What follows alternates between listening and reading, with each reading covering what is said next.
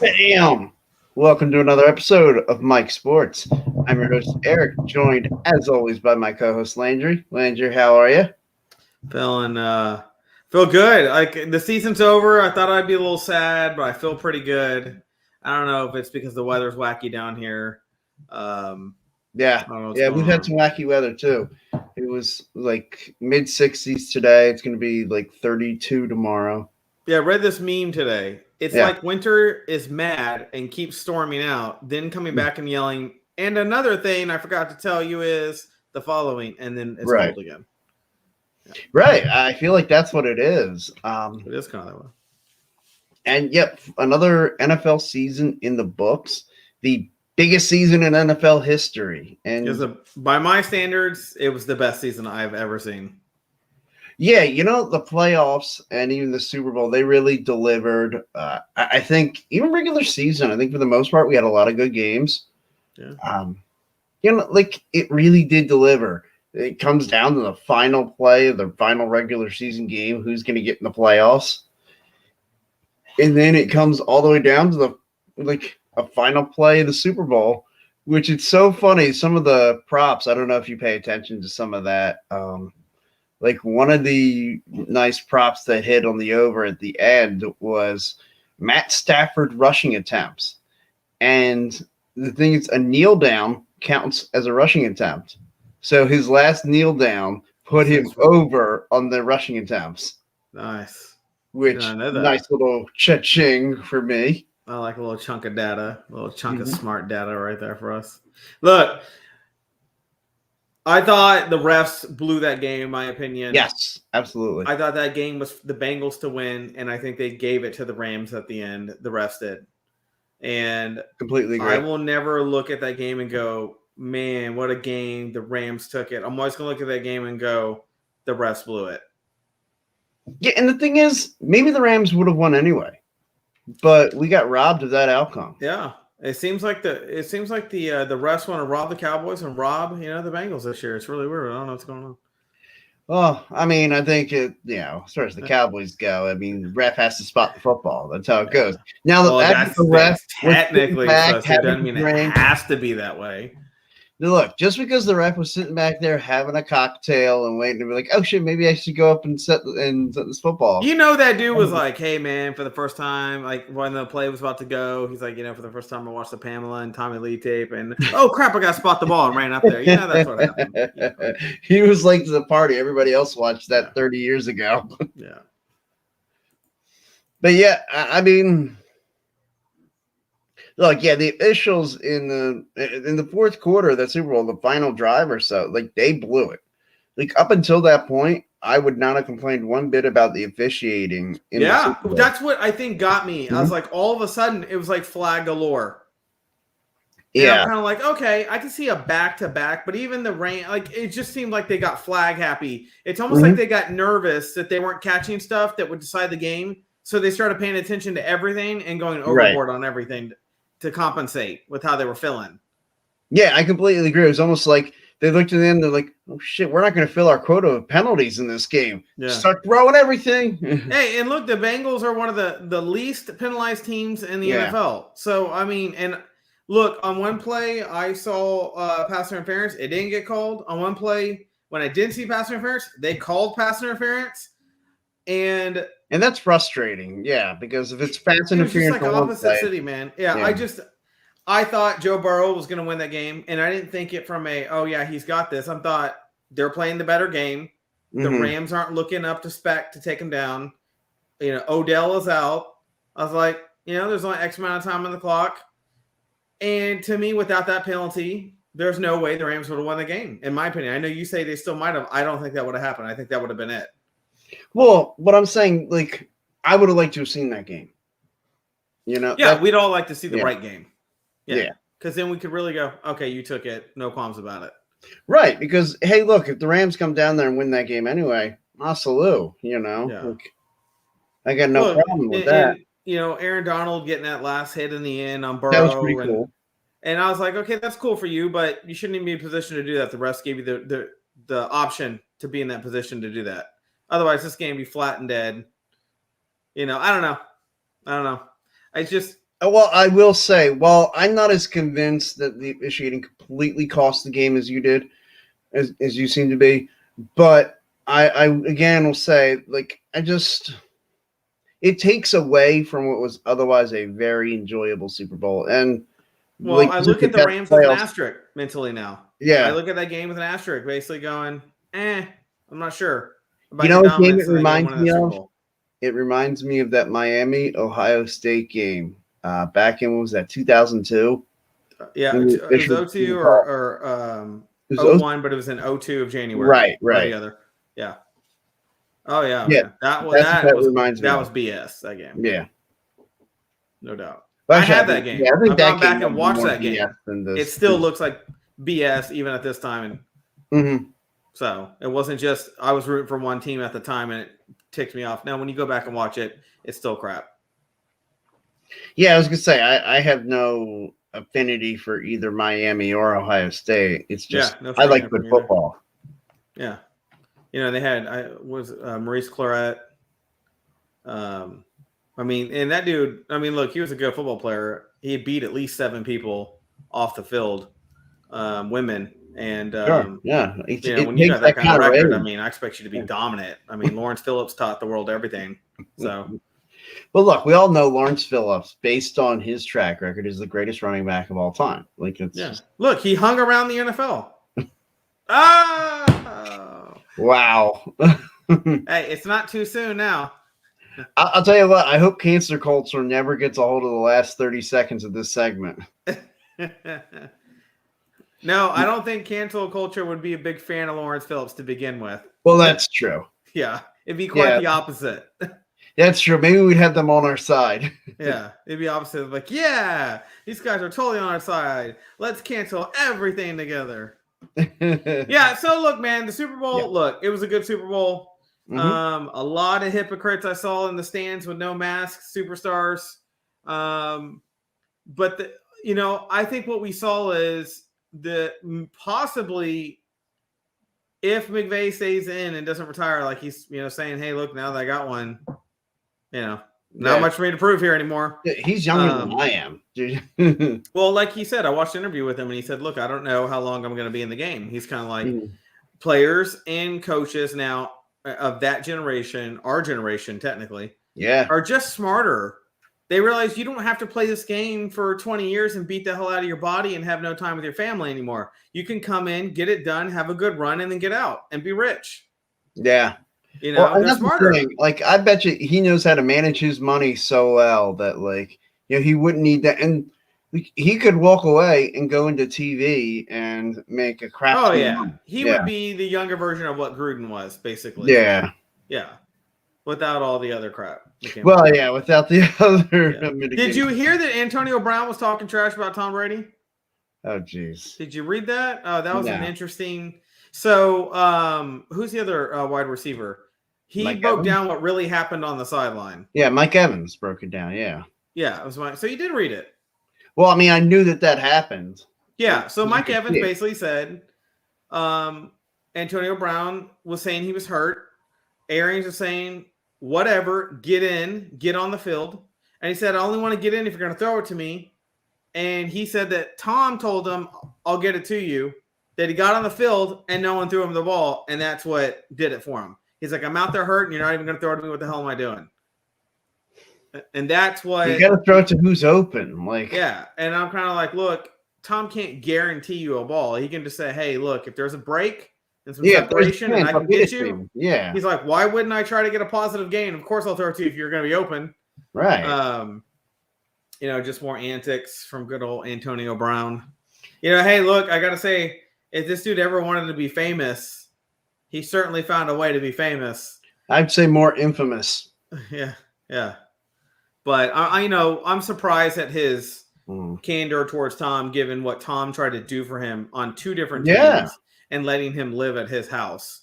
I'm kind of like, man, come on, dude. Like, no one's gonna let you run your mouth about the GOAT. The dude's record's too impeccable, and the dude's a stand-up guy. No one's gonna listen to that.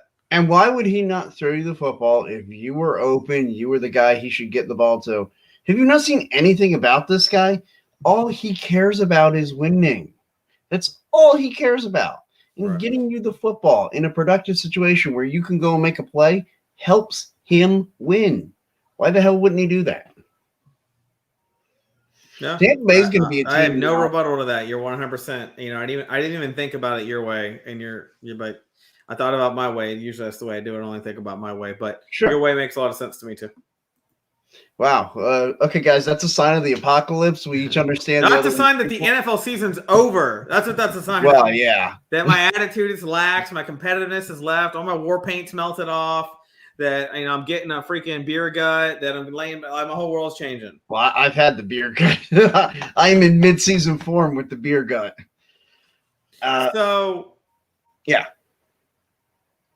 We got that saga, but no, that's the saga that really no one cares about at the end of the day. Well, we got the Rodgers saga, which we talked about last year, which is very similar already to what we exactly me and you were talking about last year, where I gave Aaron Rodgers a 30% chance of returning and a 70% chance of leaving. What do you think it is this year?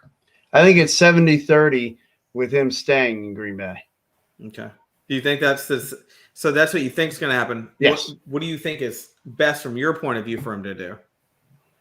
Honestly, I think the best thing to do is to try to run it back and be like to have that last dance kind of moment. Did you see the Photoshop thing they have? I think it's all over social media of Aaron Rodgers and Davante Adams in like that pose like from The Last Dance. Yeah, I saw it. And I think that is the best case scenario. They're probably going to franchise Davante Adams. They'll do some restructuring to get some other guys back. And I would say if I'm Aaron Rodgers, now that I don't have a contract that I'm beholden to you with anymore at all. Like he's got 1 year necessarily under contract, but well, he is under contract for next year. Yeah.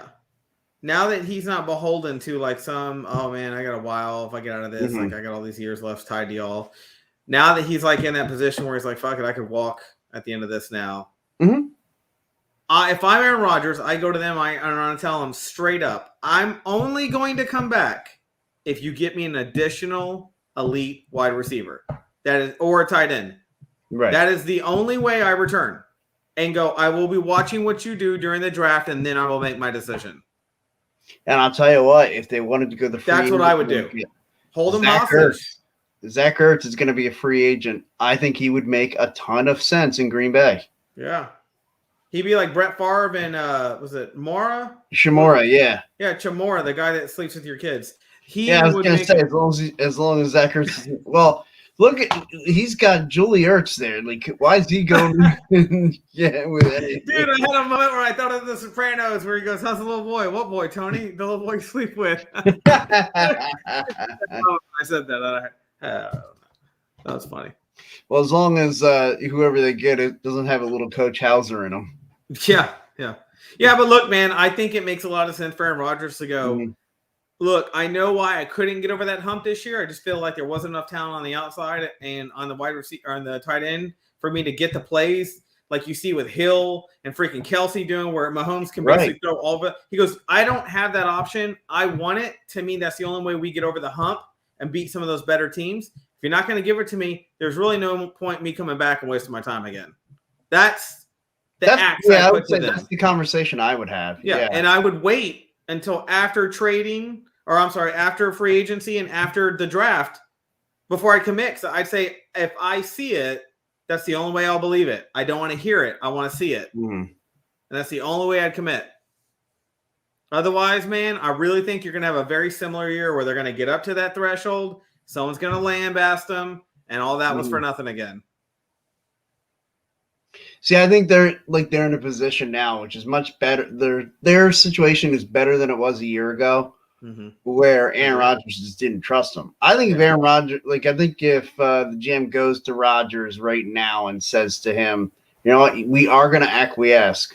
We are going to go get you another weapon. We're going to figure out our cap situation. We're going to go, we're going to try to figure out either say they say, all right, we're going to go get Zach Ertz, for example, in free agency, and we're going to commit to trying to go and get a wide receiver in the draft. Oh, look, that is sometimes beholden on what's going to be available when they're there. But I get what you're saying. The GM says to him, look, we are going to commit to going and getting another weapon for you, at least one, if not two. I think Aaron Rodgers would probably, in this situation, trust him in that, like, more than he would a year ago if that conversation happens. That's why Aaron Rodgers needed to see it last year with him going and getting Randall Cobb. Yeah, I think the relationship is more solid now, for sure, no doubt. I think what is still going to be the hang-up for him is like what I'm already talking about. He's going to go, yeah, is my opportunity. I already told you there was really a problem there? in the past. And even though we had an elite team, we still couldn't take the teams who had what I've been asking for. Right.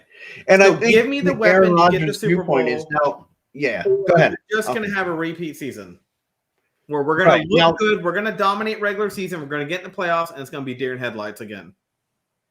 Now, where I think Aaron Rodgers could say, you know what, I kind of want to, is if it's like you said, we're basically just running back the same group. And he's like, well, look, man, if we're not going to really progress, if it's going to be like not necessarily a rebuild, but like sort of they're trying to retool, but it's not fully committed to saying, okay, this is championship or bust year.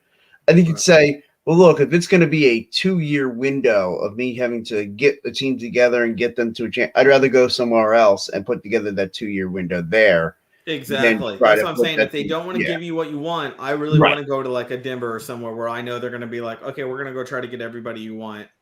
You know, and they'll have the have coaches here that you're familiar with. So, you know. My God, think about how dominant the AFC West would be then. Dude, me and you talked about this offline, but for the audience, talk about it again. You know, me and Eric are under the impression that the AFC is going to run away with about 4 Super Bowls in a row here. Yeah. At this point, this may have been our last chance to have an NFC.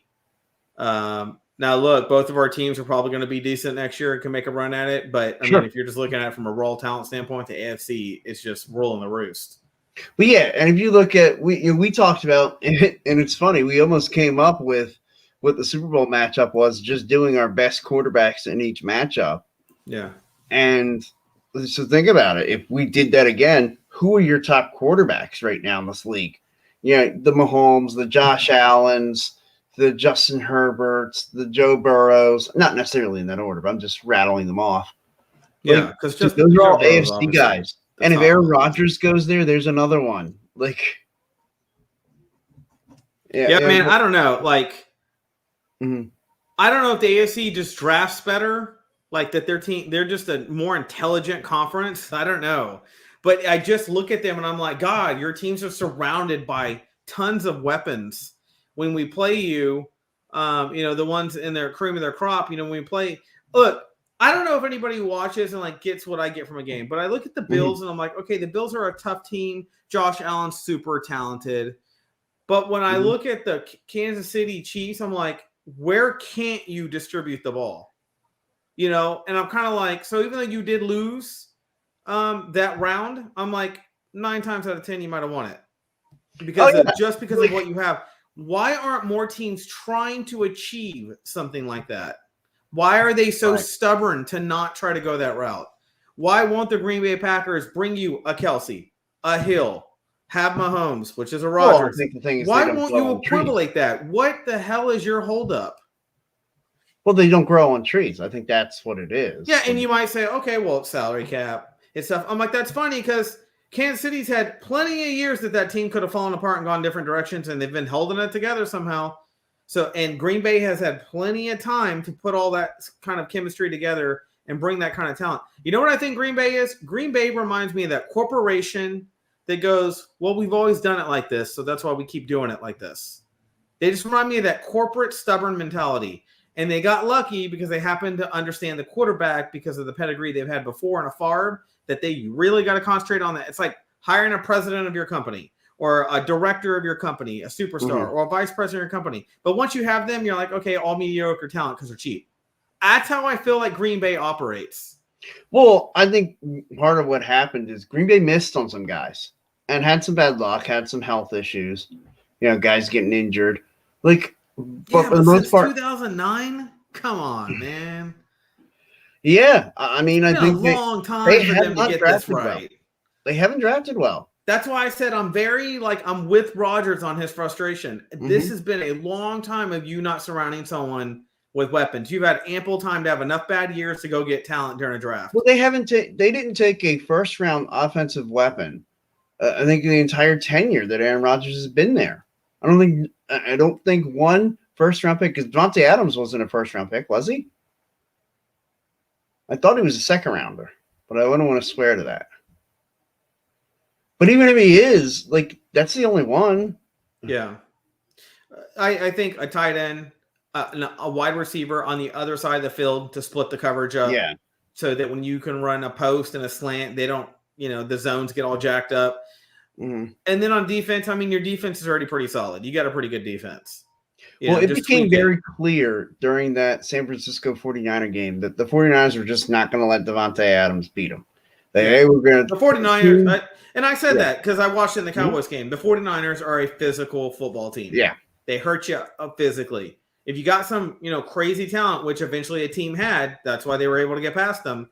From a physical standpoint, you're not going to win the physical game with the 49ers. The Cowboys got trashed.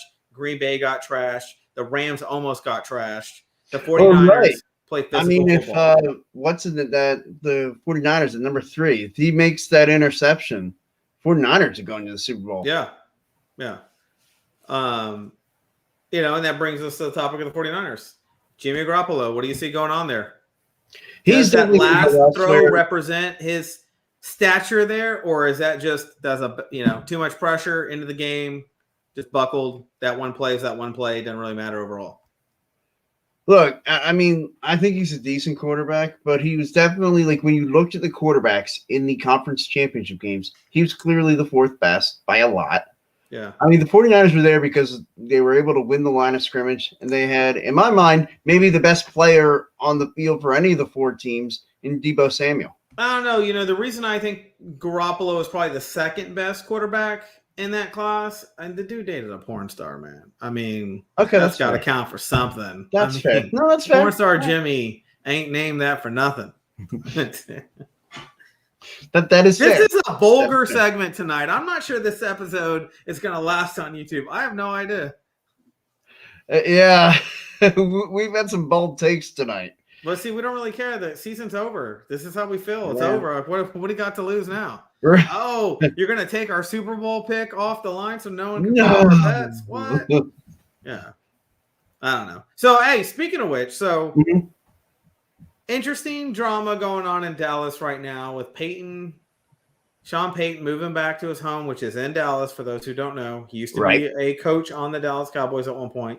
Jerry Jones and him have a close relationship. Rumor is that Jerry Jones has stated off the cuff, not what's the word? Off the record, I guess. Right. That if the Cowboys don't reach the championship next year, at the very least, that McCarthy will be fired and Sean Payton will be hired. I've heard that rumor. Look, I think that's a smart move for the Cowboys if they're able to do it. Yeah, 100%. I would take Sean Payton in a heartbeat over McCarthy. Yeah. I'm like, look, McCarthy, I do, and I will say this. I think McCarthy is a good coach. I think I don't think he's the best coach we could have got. I don't think maybe he's a Cowboys Super Bowl coach. But look, man, a lot of the things I see failing on the Cowboys, I do not blame McCarthy for. A lot of it's players shit on the field, like Dak screwing up, trying to get the ball set. It's stuff like that. You'll see McCarthy just shaking his head because he's like, dude, I've done everything right. You got to execute, though, man. Like, like I can plan all day, but if you don't execute the shit on the field, what do you want from me here? Now, the only place that McCarthy, I think, gets a bad rap, and rightfully so, is time management. Seems to have a time management problem with the Cowboys. Now, that last one, Dak, that's on Dak. I don't see that's a time management problem. Yeah, that's that. I wouldn't put that on McCarthy. That was still the right call to me. Because had he snapped it and spiked it and had 1 second left, we were averaging about 16 yards a throw. We were moving the ball. No one was stopping us. To me, I like the call. I like what he went for. It's just Dak screwed it up. See, what I think, to me, the call would have been run somebody on like a curl route, like by the sideline, run like a CeeDee Lamb or something down, like a curl route down by the sideline. Let them sprint towards the end zone because they probably think, oh, they're going to the end zone. Curl back, catch the football for about 15 yards, then tuck out of bounds, and that sets you up on a nice manageable play to end the game. Yeah, if you're the Eagles. Anyways, my whole point is I got a feeling in a year none of it's going to matter. Sean Payton's going to be our head coach. Yeah, I think that's probably going to be the case because, again, like if the Packers run it back with Aaron Rodgers, I do think they'll at least be the favorite to get to the one of the two favorites to get to the NFC Championship game. And yeah. I mean, I think next year, let's do an early prediction. Who's in Super Bowl next year? Go. Packers, Bills. Dude, totally. I told 100%. If Rodgers comes back. Yes. That's the caveat. 100%. Yeah, I think we have a Bills Packers. I think Kansas City will go down to the Bills next year. Yep. I think the third time will be the charm. They will take them down in the third round. Now, do you think they're going to change the overtime rule about both teams getting the ball regardless of a touchdown? I don't know. Sometimes the NFL's stubborn. Sometimes they're like, you know what? Let's try it out this season, see how it goes. If it works better, we'll keep it. Okay. I'd like to see him try it. I'd like to see I would like the NFL. I think it's time for the NFL to wake up and go, look, man, it's not that your rules haven't been about probably 90% effective, but man, when it's hurting playoff games, that's a whole different category of pissed off for the fans. Because you only got 8 or so games at some point, and a lot of people, or 4 games going on at a certain point, and a lot of people who don't even care about these teams are watching those games, and it's making a bad look on the NFL. That's when you get everybody watching when you get to the playoffs in those rounds. That's when people's teams have already died off, so they're just interested in watching football, period. No one wants to see that kind of crap. Yeah, if that kind of thing happens, like, week 9, and I'm at an Eagles game, and I don't even see it, like, I come back home and I hear about it later, I'm like, oh, that stinks. What are you going to do? But yeah, I was sitting here watching it, and I'm like, it's like going to a Pirates game. No one really cares. But, man, you bring the playoff game? Shoot. Right. Whole different category. Now, I was in Pennsylvania. I used to go to a Pirates game for $6. Couldn't beat that, buddy. I'll tell you what, I could get you in there for cheaper this year. Why? Because they're not playing baseball. There's a lockout right now. True. We'll talk about that in another segment. Yeah, we should definitely do a segment on that. So I actually tweeted at the MLB and the MLBPA, and I asked them, "Do you guys even like baseball?" Yeah, I know. How long do you think the lockout goes for? Quick call. I do think there is a delay to the start of the season. I think by the end of April they'll be playing. I think once they start missing games and they get the backlash of games, I think it gets resolved pretty quickly, and then it takes them about a month to get to like. I was gonna say, I give it about 2 more months. I give the whole thing about 8 weeks more. Yeah, personally, I think it's going to get agreed upon, but then they're going to have to write up the agreement and all that, and all that's going to have to be signed and all that, and that's going to eat up another couple of weeks. It's about and then they're going to have to do the spring training, and so that's why I think the start of the season is definitely getting delayed. Yeah, probably. And that's a shame. Well, look, with 160, is it 161, 162? 162 games. Right, yeah. It's hard for me to care until we start getting like in the 30s. Then I'm like, hey, whoa. And you think players would be smart, right? You think part of them would be smart. Like if we really want to get exactly what we want, fucking hold this shit up right when it comes up to the playoffs. Well, if you remember, I think it was 2002. They almost struck then. Like it was like middle of the summer. It might have been like September 1st. And you got to wonder on top of it, baseball has more strikeouts, no pun intended, strikeouts than any other club in any other league. It's like baseball is because they have the strongest league. Players union. Yeah. Their players union, like their players union is not to be messed with. Like if I ever wanted somebody to represent me somewhere, it would be the MLBPA. Yeah. Nah, look, man. I mean, I'm gonna hear a lot of slamming from me on that. I'm always torn, right? Sometimes I like the players having power, and sometimes I'm like, oh, you're just throwing a fit. This is stupid. And a lot of it, sports in general has a problem, right? Because anytime you go on strike, walk out, hold out, whatever, everybody usually will look at you and go, you're already rich, shut up. That's the problem with the viewpoint from a common person when they do that. But at the same The time, you got to problem remember with there's a lot baseball- of players who don't have those $100 million contracts, especially in football. But look, the league minimum is pretty damn good. Well, and one of the holdups for baseball is like the way minor league players are treated and the way they're paid, which is just an absolute joke. Like, it is pitiful, the minor league salaries. Like, I think I may make more than like your average minor league baseball player. Yeah, here, look, I'll look it up right now while we're talking.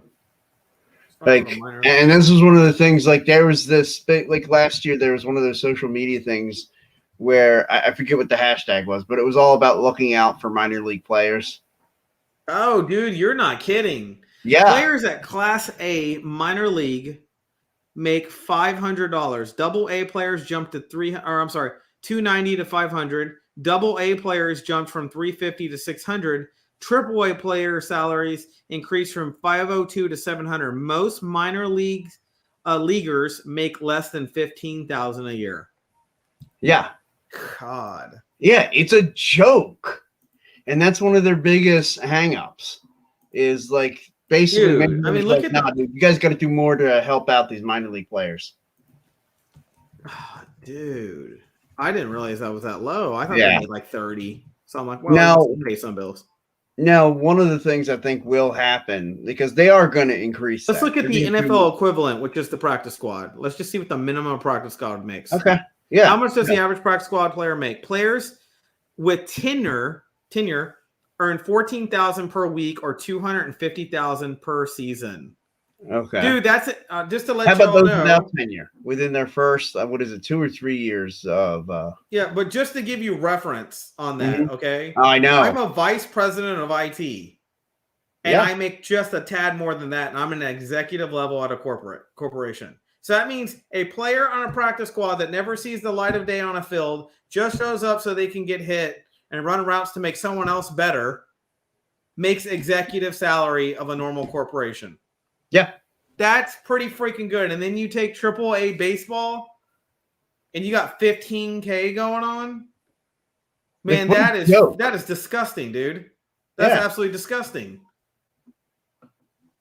Yeah. And like a lot of these guys, they're like living in hotels in whatever town like that they have to play in, because they can get a notice on like one day, just be like, oh yeah, you got to go report to Rochester.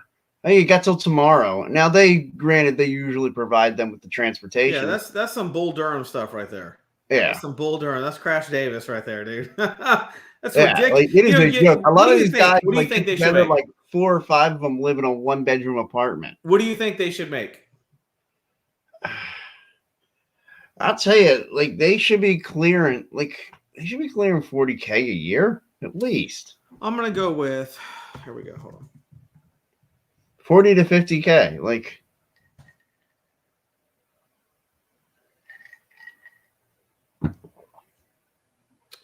Hold on.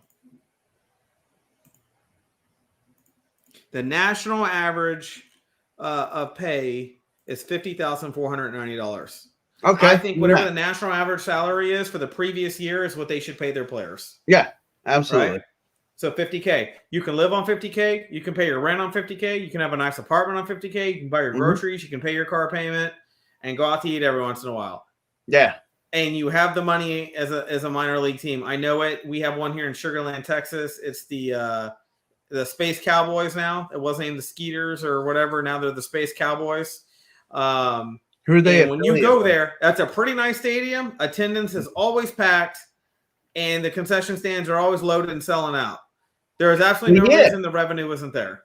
Oh, and and part of the reason, one of the things that would happen with this increase in pay to minor league players, those ticket prices are going to go up because it's part of the appeal of minor league. But I'm okay with that. Like if they were to say, hey, as a league, these players it won't bother me, and we want to let y'all know why we're raising tech, and you inform the average consumer, I bet they're going to go, you know what? That's the right thing to do. Yep. No doubt. Yeah, I completely agree with you. Because, look, minor league baseball, it is a great damn time to go out to a minor league baseball game. Like, I get to go to a Reading Phillies game. We've got a couple of them right here. Lehigh, which is like maybe an hour or so ride for me. Like, here we go right here. Yeah. On average, the average minor league team in the United States, going by the top 20 teams in the minor league, are worth $21.2 million, and they pull in an average of $9.8 million per team. Okay, so how many players are on a baseball team? You have what, a 25-man roster? But think about it, that's at every level. So 25 men. So that's $1.25 million. So basically 10% of the revenue to pay everybody $50K. Yeah. That's ridiculous. That is I'm serious. That is disgusting. That number, 15,000. Hence why we're where we're at. Yep. Should be ashamed of themselves. And if they don't want to do 50K, if they want to say, look, 50K is pushing it, okay, 40. Take 10K off.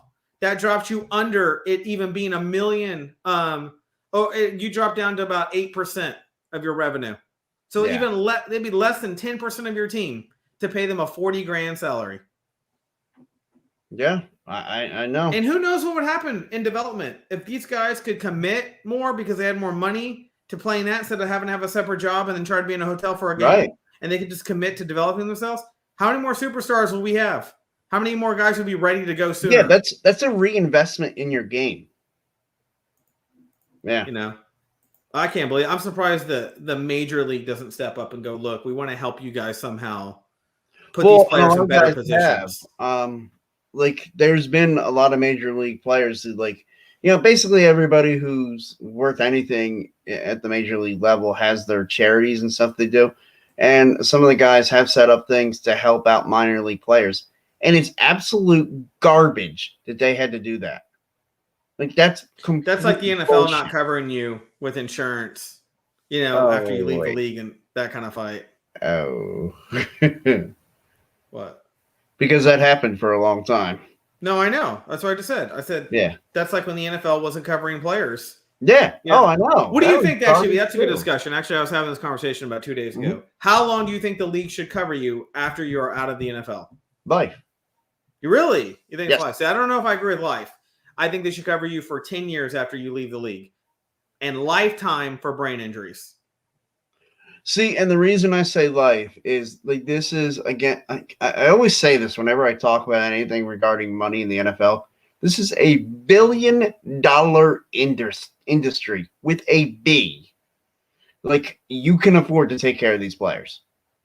They should be given a black card, medical card, any doctor's office in the world. You can walk in there, hand them that card, they take care of you.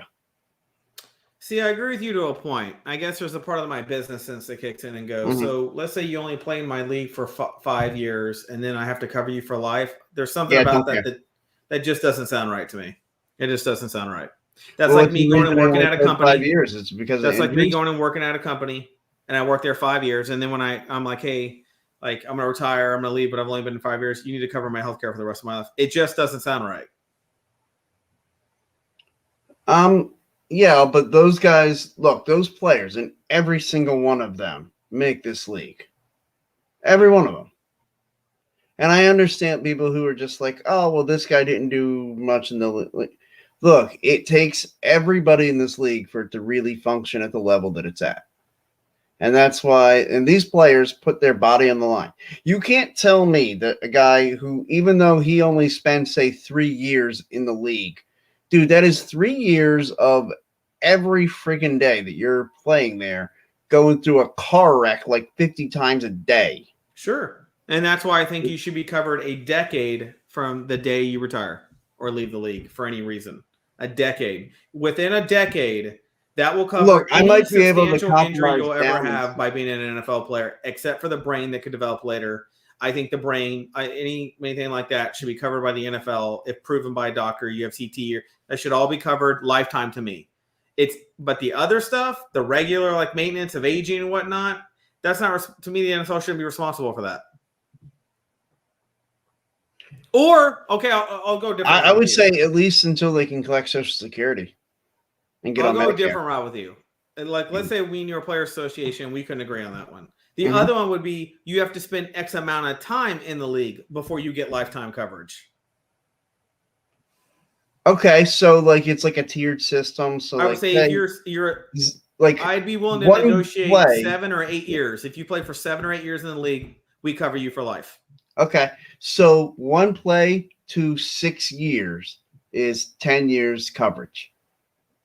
Yes, and then, 1 to 6. Yeah, let's just go 1 to 6 or 1 to 7. Or if you want to do like a clean cutoff, if you want to do 1 to 9 years, it's 10 years of coverage, and 10 years and beyond is lifetime coverage. Okay. I think that's I think I'd be willing to go that route.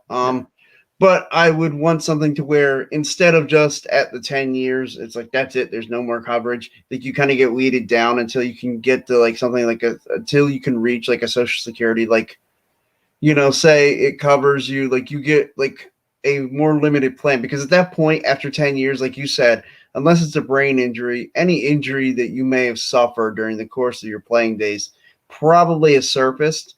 And if you have a elbow, knee, injury, like if you have a knee injury, ribs, kidneys, liver, something would show up at some point that something's not working right and you're covered by the NFL. Right. But at the same time, if let's say you're 30 or you're 20, you get in the league and you leave at 30 because you weren't good enough anymore to be on a team, you were like a mediocre or you're player. 29. So they're going to cover you. That's before the cutoff. Yeah. So now, you know, and it needs to be controlled by the NFL and not the teams. That way there can't be any like, oh, we're going to cut them so we don't have to pay for them right before it. The NFL would be like, whatever our team does is when our coverage starts, kind of thing. And then, you know, within 10 years, because not only that 10 years gives you plenty of time to find your next career move. Sure. If you haven't found what you're doing in the next 10 years and you're still, you know, living off the NFL insurance, and I'm kind of like, well, then you probably were that type to begin with. You were never going to be able to go so far regardless. Well, and you could set up programs to help players. Now, here's the other thing I will say. Yeah. If you find another job that can provide insurance, the NFL insurance comes to an end. Okay. I don't think you should basically just sit around and not get a job so you can have NFL insurance. All right. Now, if the other job does not provide insurance and you have the decade coverage, well, then you still keep it until the decade's up. Mm-hmm. Yeah. Now, say there's somebody who played for 10 years plus, and they have the lifetime coverage. They get a job. Say they get into broadcasting where, you know, CBS, Romo. Okay. Yeah. Okay. My agreement on that would be we will cover CTE. Any CTE symptoms for life, you now have to go to CBS as insurance. Okay. Yeah. And let's face it, most of the dudes are going to get analyst jobs are making $5 million minimum. Oh, yeah. So, you know, and that's the other thing we got to watch out for when we talk about this, because medical costs, but yeah. Yeah, no, that makes sense. I mean, and you got to remember, a lot of these guys we're talking about that are going to play 10 years, they're already going to be kind of loaded. So I think the lifetime insurance isn't as a big deal to them as it might sound. It's really the guys that come in the league, have a short stint, and are out. Right. The insurance will help the most. Yeah. And look, if there's, like, if you get to a doctor and say you have a pre-existing situation that maybe you didn't even know about that comes to light, even if it's not CTE, but like, say it's like 11 years after you're done and you only played 9 years, and all of a sudden something comes out and it can be proven that this was a previously, you know, acquired injury. Like, I think that falls into the 10-year window. Yeah, no, my thing is if you played anything that happens to you in those 10 years, that is your health coverage, period. That covers whatever's going on, period. But I'm saying if it's something like, say it was a degenerative, even pre-existing, doesn't matter. I just think if you're in the 10-year window and you have the NFL insurance, and let's say you have an autoimmune disease that you have in a kid, now it's starting to resurface again and harm you, it's still covered. The NFL insurance is your plan until it expires, period. Okay. You know, and I think it should work just like kind of like Obamacare does. It doesn't matter if you had cancer before, it doesn't matter anything. You're automatically on that insurance regardless. And, you know, of course, the NFL my thing is, say if they realized that there was something and it was an injury that they had that they got while like a knee injury football from college before they got in the NFL. Or no, even if it was the NFL, but like they're outside of that 10-year window when, like, say whatever it was discovered. Then, like, are they SOL? Or? Well, no, they need to have been on to another job by now. But I'm saying, let's say they haven't. Like, yeah. Well, look, I can't do anything about people who don't get a job after 10 years, man. I understand. I'm just asking because if it's an injury that was sustained by that doesn't surface until after your 10-year window shows up, then I mean, if you didn't play 10 years, I feel like that should be at least reviewed on a case-by-case basis. I don't know, man. You're creating a convoluted system in the NFL. See, to me, I'm about keep the lines clean so the player knows. And I look, man, 10 years in the NFL. But then what do you tell at league minimum? 10 years in the NFL is $2.5 million. Me and you aren't going to see that for 25 years of working, and we have to figure out a way to make that work. They can figure that out. I understand they can figure it out, but what I'm saying is when they are part of what makes and look, granted, I work for a big company. I think you work for a big company. We are a clog in the wheel that helps that big company, a $1 billion company. Well, I mean, I'm an executive. It's totally different for me. I don't know. I'm no cog. I hire cogs. I don't know what you're talking about. Well, I am definitely a cog in the wheel. Yeah. I'm messing with you. Yeah. Kind of. Look, I don't care where you're at in the company. Unless your title is CEO, you're a cog in the wheel. Yeah, no, I totally understand, man. And I mean, that does say vice president and financial officer CF. I mean, I'm just saying, I don't want to get crazy. I got a $3 bill over here with my face on it that says president. I don't know. Mine says Illuminati. I don't have anything that says president. I'm secret. I'm under the covers. Look, if we had to negotiate, I'd say, look, I'm willing to do either 8 years in the league and you get 10 years, or 10 years in the league and you get 10. And if you're in the league for 10 years, you get lifetime. Would you go okay, or would you be like, no, I won't agree with that because you won't do if it surfaces after 10 years review? Well, I mean, that would be a sticking point, but I'd probably, again, for the sake of the game, say, you know what, yeah. We'll in the end. And I would put this. I would also say this.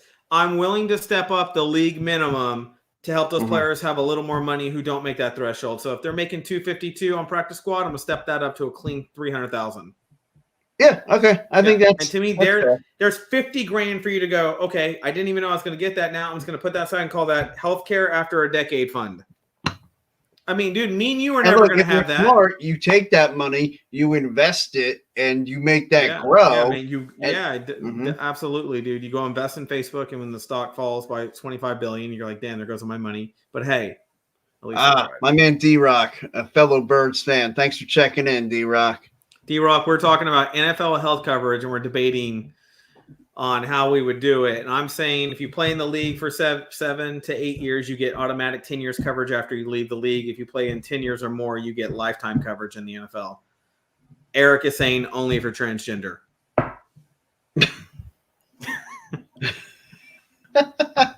Oh, man. Yeah, I don't even know what to say. Man, there's no way this episode makes it. It's like, I'm just going to clip out. It's going to be skipping around, trying to skip stuff. It's going to be like we're talking about healthcare, and it's going to be like, it's going to skip and talk about, so the birds yesterday were flying around. It's going to be like, people are going to be like, what? What are these guys talking about? This is a sports show or a nature Well, we've show? almost gone an hour. I mean, we're at the end of our show anyways.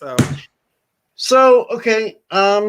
Right now, I know we both said we think the Packers Bills for next year's Super Bowl. What would you say the biggest need for your Dallas Cowboys? And then I'll give my biggest need for the Eagles.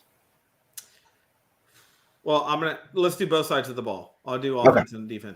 Offensively, people are going to I absolutely think Zeke's got to go. I think Zeke is actually not the running back. Okay. He was pre-signing. Zeke's got to go. That whole $90 million. Zeke lost all his ability to be Zeke after that. Pollard's good enough. We should free up that money, trade him up, get a pick, and get some cash, free up some cash, and go someone else. On the defensive side, Parsons is an absolute animal. He's everything and more than I thought he could be. Absolutely. Van Der Esch looks mediocre sitting next to that guy. But I really think our defensive backfield is great. Our defense is actually good due to the coaching and the talent. Diggs is obviously a vacuum cleaner. That's what I call him. And then, but I would really I really think the Cowboys really do need a better pass rusher on the edge. We just don't have a killer pass rusher that makes me go, oh yeah. Anytime we don't have a Bosa. Like we have a good guy, We just don't have a Bosa. We don't have that guy that you're like, that dude is going to obliterate whatever lineman's in his way.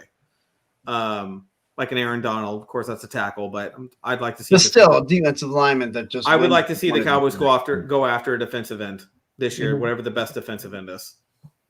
Okay. I think I agree with you on your synopsis on the Cowboys, at least on the defensive side. And I actually really do agree with you on your offensive perspective. Yeah, I man. I think the day of the bruiser running back is like get you a couple of young backs and do the running back by committee, and after a couple of years you cycle them out and get somebody else. I think in the beginning, with Zeke, we had that kind of like, hey, maybe the position of running back is starting to come back a little bit. Maybe we're starting to see, but as he slowed down and didn't look the same after taking some miles on him. And now with that hurt knee, and he did play with a hurt knee all season, he elected not to have surgery and continue playing. That obviously showed up to me. I just don't, you hate to say this about an NFL player because you're like, well, of course they're trying hard. Of course he just doesn't look as hungry overall to me, though. He doesn't look like. Yeah. Remember that preseason game where he's playing the Seahawks and he would hit him in the head and he's like, bring it on, like try to hit me again. I don't see that in him anymore.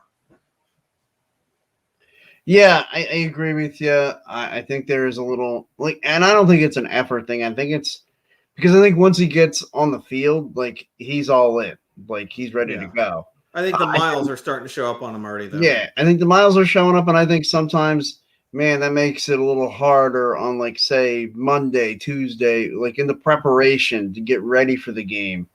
Like, I feel like that might be where you're seeing him take a few days off here and there. Last time I saw Zeke look like Zeke to me was the game right before in the playoffs where they played the Rams.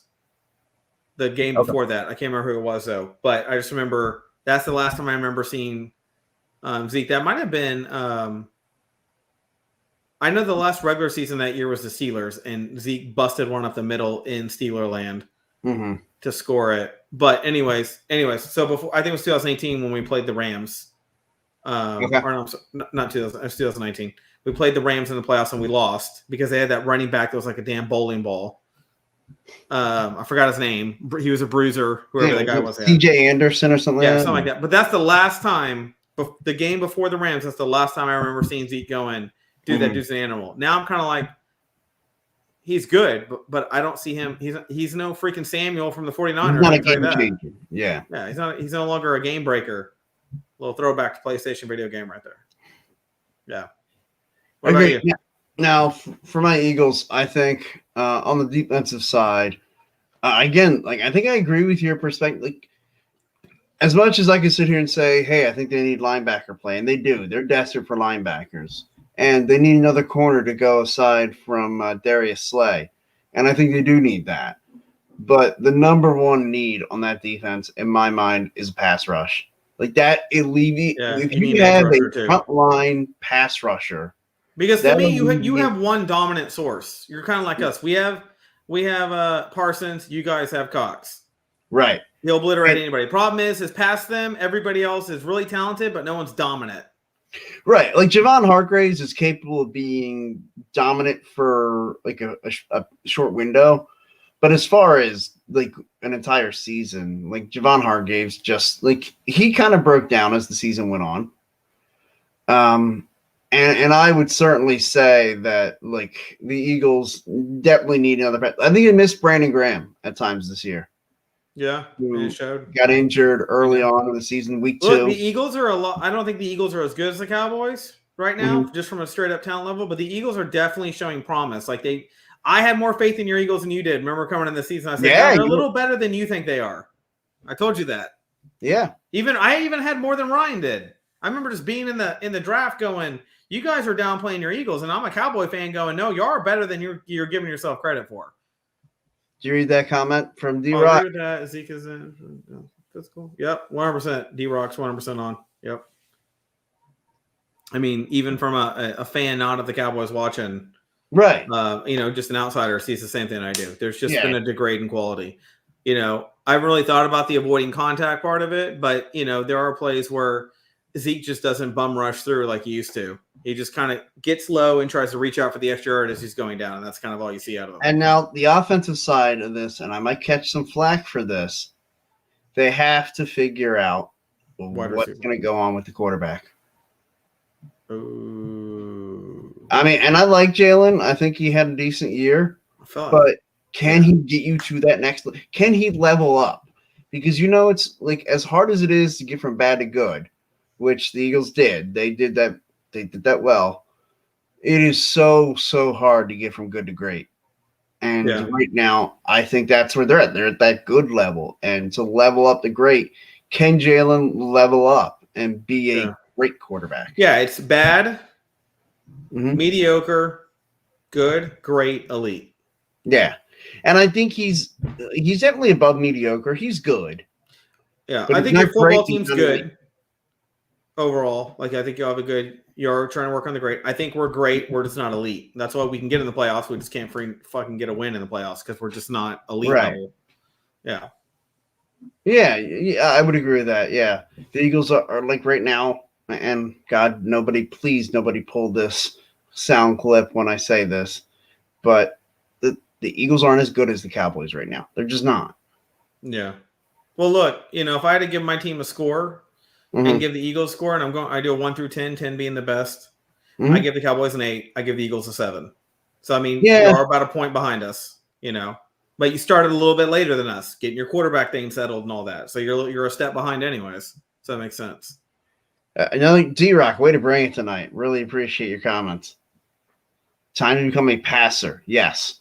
I need him, and as much as I know he makes plays, with his legs, I need to see him be able to make an off-schedule throw with his arm. Where he's not, just running around. I told you this when you were doubting him. I said, look, him being from Houston, I know a lot about him personally and whatnot. Watching him at Oklahoma and Alabama. Right, I know you had him come over, wash your car a few times. I know. Yeah, totally. In a thong. But the thing is that Jalen Hurts, I said he may not be a great quarterback, but he won't lose a game. You won't lose a game because of him. Right. And that's kind of the way I kind of put him. Now, is that good enough to want to get you in the playoff and win a game? I have no idea. It's just that's all about his development. I have no idea. Right. And that's where it comes from. Can he go from good to great? Good quarterbacks, mediocre to good quarterbacks, you don't lose a game because of them. Great to elite quarterbacks, you win the game because of them. And how many times, because of his arm anyway, how many times can you say the Eagles won this game because of Jalen Hurts? True. Look, and you gotta be a 9 to win a playoff game. And right. Oh yeah, you gotta be in all those teams that played this year were 9s and above. There were no 8, 7, 6, and 5s. There none of those were even in there. If you weren't a 9, you weren't in that playoff bracket. Past the wild and that's what it's going to be going forward. Yeah. It's going to be AFC dominance. All right, man. All right, everybody. Hey, just a quick timeline. Next week will be the Combine. Maybe we'll take a week off, come back, and talk about our takeaways from the Combine in 2 weeks. And then we'll be on to draft conversation. We'll probably hold off on that till April. So, yeah, maybe we do one more show before April when we start talking draft time. Yep.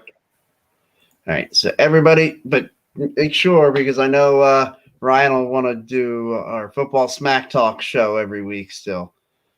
We'll be back again this coming Monday. I had to, unfortunately, this past Monday attend my grandmother's funeral, so I was not able to do a show that night. Yeah, thank you.